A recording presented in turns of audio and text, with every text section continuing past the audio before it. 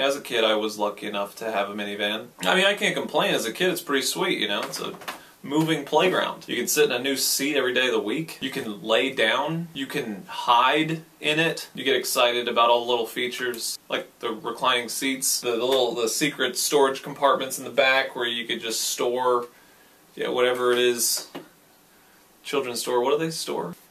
Burger King and Lindt, I don't know. I used to get really excited about the back windows that you can jack open half an inch and you only get air when you're in reverse. But it's really interesting because just a couple years later, that same awesome minivan becomes the worst thing that ever happened to you. Because you get your license, and now that minivan is 8 years old, and that's the car you have to drive, and it's how people know you. Yeah, I know Robbie, the guy that drives the 1997 purple Plymouth Voyager. Yeah, he gave me a ride one time, but you know, it was a little awkward because his cassette player was broken. No, his radio was broken too. The antenna had snapped off. I mean, it wasn't totally silent because his muffler wasn't working either. So it was really loud, actually.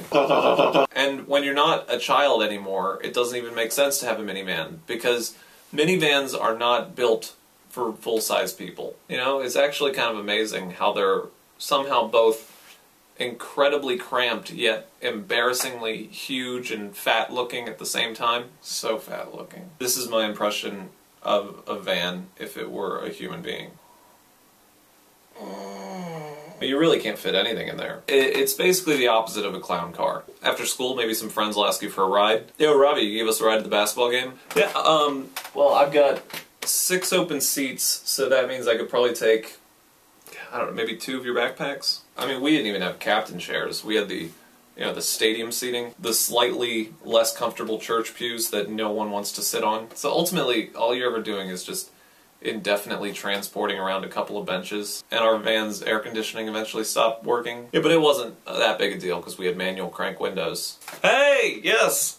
Yeah, hi. I promise I'm not jerking off right now. Almost anything that required power stopped working for the most part. Our van was basically one piece of sheet metal away from being a horse-drawn carriage, but without the horse.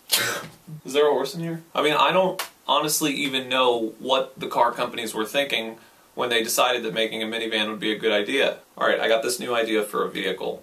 You know how people love buses? Well, I was thinking that we could make it smaller, but with even less legroom. Yeah, we'll have a door on one side, terrible gas mileage, no turning radius. Yeah, I think it'll do a great job ruining a lot of teenagers' lives.